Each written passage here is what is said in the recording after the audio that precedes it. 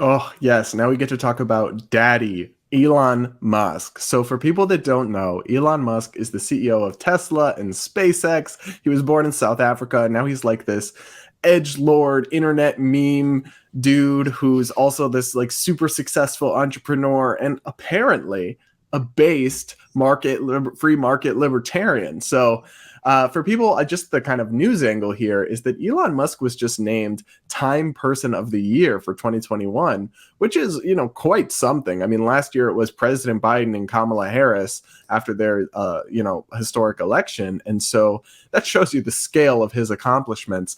And I just want to read this to you because it tells you the opening paragraph. It's a great piece of journalism, by the way, in Time magazine. It really tells you everything you need to know about just how eccentric Elon Musk is. Here's what they write. The richest man in the world does not own a house and has recently been selling off his fortune. He tosses satellites into orbit and harnesses the sun. He drives a car he created that uses no gas and barely needs a driver. With a flick of his finger, the stock market swoons or soars. An army of devotees hangs on his every utterance. He dreams of Mars as he bestrides Earth, square-jawed and indomitable. Lately, Elon Musk also likes to live tweet his poops. Hannah, your reaction.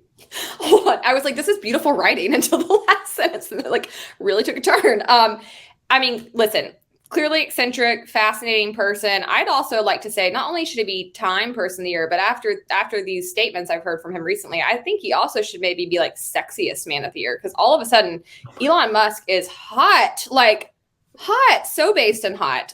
Tell people what, Brad. Listen, girl, you're just into like capitalism because he's like old, he's not that good looking, but he just talks free market to you and it gets you all hot and bothered. That's all that's going on here. I'm here for it. Tell the people what he said. It's too hot for me to even read it. You have to read it. So we were just talking about the Build Back Better. Well, he trashed the Build Back Better. He did this super based interview with the Wall Street Journal for their CEO roundtable. And it's just funny because the business reporter kept trying to get him to say nice things about the Biden bill. And here's what he said instead. Honestly, it might be better if the bill doesn't pass. Because we've spent so much money, it's like the federal budget deficit is insane.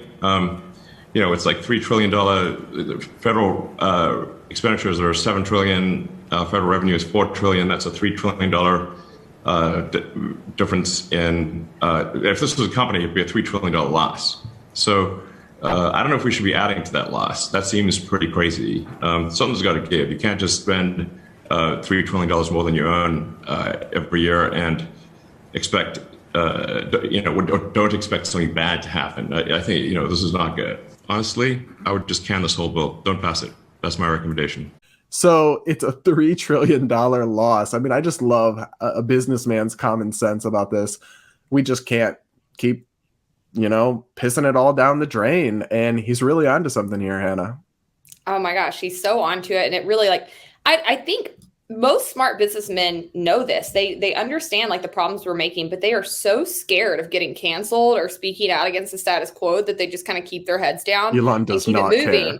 He does not care. It's amazing. And we need this. Like the businessmen, the people who are actually like titans of industry need to rise up and smack some sense into the American public, because honestly, like this does not work. It does not add up. It will create less innovation. It will stifle our economy. It is not something that's going to improve our quality of life. Like we know what works. We know what pulls people out of poverty. We know what increases the quality of life.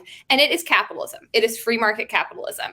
And finally, we see Elon starting to rise up and say this. And I've seen Mark Cuban do it a little bit too. Like, I love it. I mean, we need more of this and we need more people. You've made your money. You're at the top of the world. Have a spine and speak out against some of this. But a lot of them don't, Hannah. A lot of them think that like, oh, yes, the progressive woke socialists are demonizing us and taxing the rich and wanting to regulate our businesses out of existence.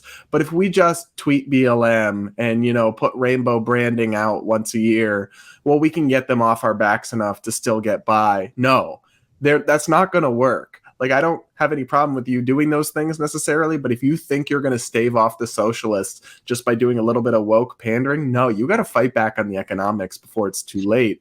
Because every small victory they win, the progressive big government folks onto the economy can't really, or almost never gets undone. And that's what Elon made in the second point. Take a listen, guys. Generally, government should, I think, just try to get out of the way and not impede progress.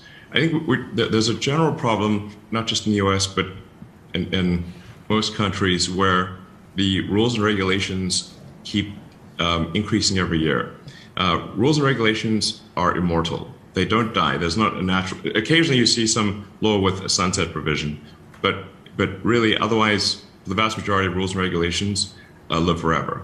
And so, if more rules and regulations are applied every year, and it just keeps growing and growing, eventually, it takes longer and longer, and it's harder to do things. And there's not really an effective garbage collection system for removing rules and regulations. And so, gradually, this hardens the arteries of civilization, where you're able to do less and less over time. So I think government should be really trying hard to get rid of rules and regulations. I just love that line, that regulations harden the arteries of civilization. Oh, chef's kiss, Elon, straight into my veins, because he's identified how the regulatory state just kills the capitalist engine that's really made us so prosperous in the first place. And businessmen like him know this, but so few of them are willing to say it publicly and say it loud. You see how he's like using the media to hit on me, though, right? Like, you see it too. He's not doing this just to seduce you, Hannah. I don't know. It feels like it. I will say, I love Elon, but I read about his past. He's had like 3 wives. Yeah, he has got a like bunch 7 of kids. And people know I don't rock with kids. No. Yeah, I think there's some Get away from baggage me. there, sis, that you might want to stay away from. But there's also a lot of baggage. money, so go for it, I guess. Listen, I'm a capitalist. Remember your okay? friends once you're a billionaire-ess.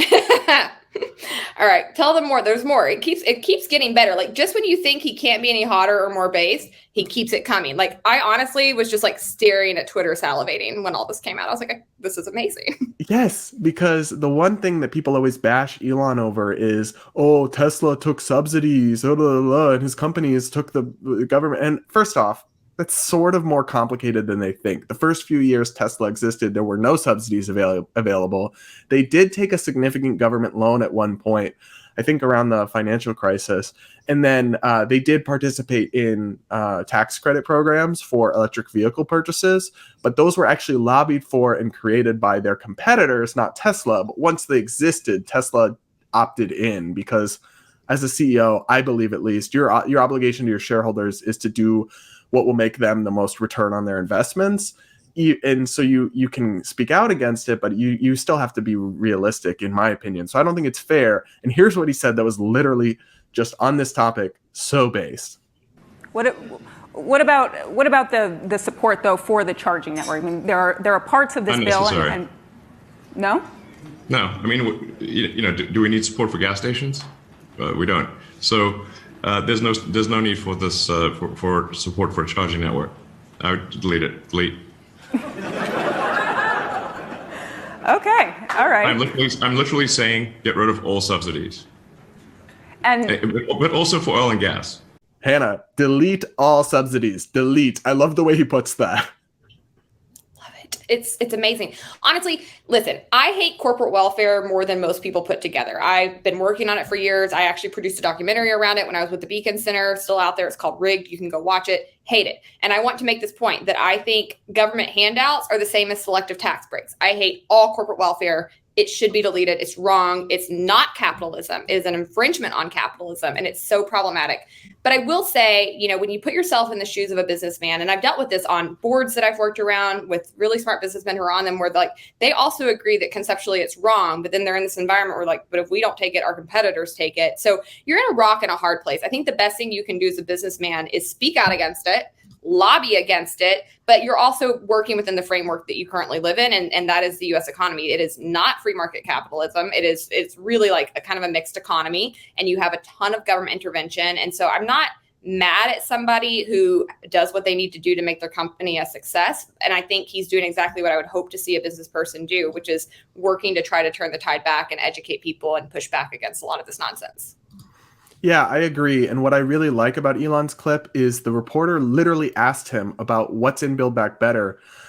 in terms of building a national network of electric charging stations, which obviously would directly help his industry. And he still goes, no, delete that, right? Do we need to subsidize gas stations? No, because he thinks his product can compete on a free market. So I'm not saying, for example, say that Build Back Better does pass and there are these electric vehicle stations built by the government or whatever, it would be foolish for him to say, well, on principle, we're going to make it so Teslas are incompatible with the government charging stations. Like, that would just be foolish, not principled, right? And so I think if you're speaking out against subsidies, even when they benefit you, once they happen, if they happen, which I hope they don't, I don't think it's fair to like bash Elon over this. He gets a lot of hate, and I understand that he's got insane chaos energy. Like if I was a hardcore crypto person, a lot of them don't like him because he just tweets and the market craters or whatever. He makes, an enormous surge or drop in one of these prices. And I understand that his chaos energy can be a little bit much for people, but the whole, he took corporate welfare thing, to me, it doesn't hit home because he's speaking out about this stuff. He's super based about it. And I also think that he's been like reading some Rothbard or some Milton Friedman or something, because like he's hitting some hardcore libertarian takes. Just listen to this next clip. Yeah, I mean, government is a corporation in the limit. So it is the most corporate thing. It is maximum corporation, but it's also a monopoly, and also is the only one that's allowed legally to do violence. So why would you want to give a corporation with no competition that can't even really go bankrupt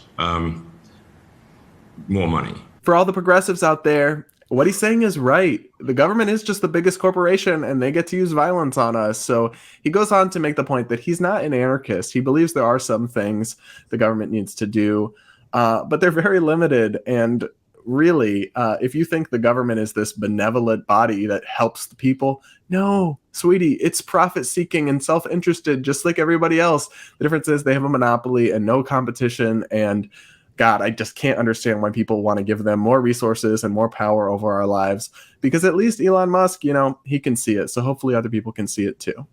Yeah, I don't want to hear anything about a monopoly from people who stand the government. Like, get out of here. The biggest monopoly, the biggest perpetrator of violence out there. Like, wake up. Oh my gosh. I swear he is hitting on me. But it's a good monopoly when our people are in charge.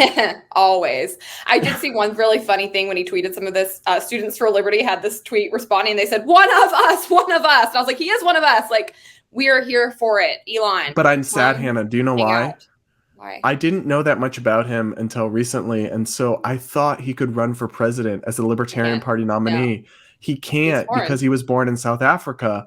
Yeah. I think we need to amend the Constitution. Yeah. That's the only solution here. Let's be really pro-immigrant. This is a stupid law. I've always thought that was a stupid part of the Constitution. And you know what else he said? Hang on. Before we shift, you know what else Elon said? He tweeted that we need a maximum age on elected officials. Maybe 70? ? And I'm like, oh, king. I said that like 3 or 4 years ago on Twitter and got blasted. People, that's so ageist. And now everybody's saying it. And I'm like, yes. Because it's right. We need to stop letting the elderly run our country into the ground like they're driving a car 10 years past they should have lost their license. Basically, if you don't know how to work your Facebook account without your grandkids' help, get out of here. Like, go home. We do not need you in power. If you can't, if you can't do email, you should not be running the country. That's my hot take. But there are members of the Senate and Congress who do not use email. Their staff emails for them because they're literally not even that digitally adept. And that is concerning, to say the least. It's a problem.